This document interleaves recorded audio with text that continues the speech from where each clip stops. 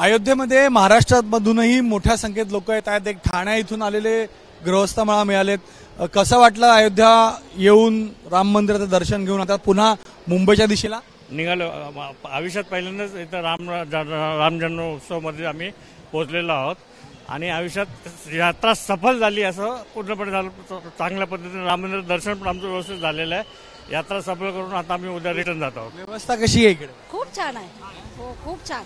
दर्शन घ्यायला किती वेळ लागला? आमचं 20-25 मिनिटात दर्शन झालं। VIP घेतलेलं का? नाही, डायरेक्टच गेलो, लेट गेलो। 20-25 मिनिटात दर्शन झालं आमचं। खूप छान सुविधा। ठाण्यातनं तुम्ही आलात? हो, शिंदे साहेबांच्या मतदारसंघातल्या या मतदारसंघातलेच आम्ही आहोत। मुख्यमंत्र्यांच्या मतदारसंघातून अयोध्येत पोहोचली ही व्यक्ती आहे। अशाच प्रकारे सगळे लोक इथे येतात आणि सगळ्यांचा अनुभव जर पाहिलं तर एक चांगला सुखद अनुभव आहे। सगळ्यांचा एक भक्तिमय अनुभव आहे आणि ह्या वातावरणामध्ये लोक मोठ्या संख्येत पोहोचत आहेत आणि रामाचं दर्शन घेत आहेत। कॅमेरामॅन दीपेश महाजनसह गणेश ठाकूर, एबीपी माझा, अयोध्या। एबीपी माझा, उघडा डोळे बघा नीट।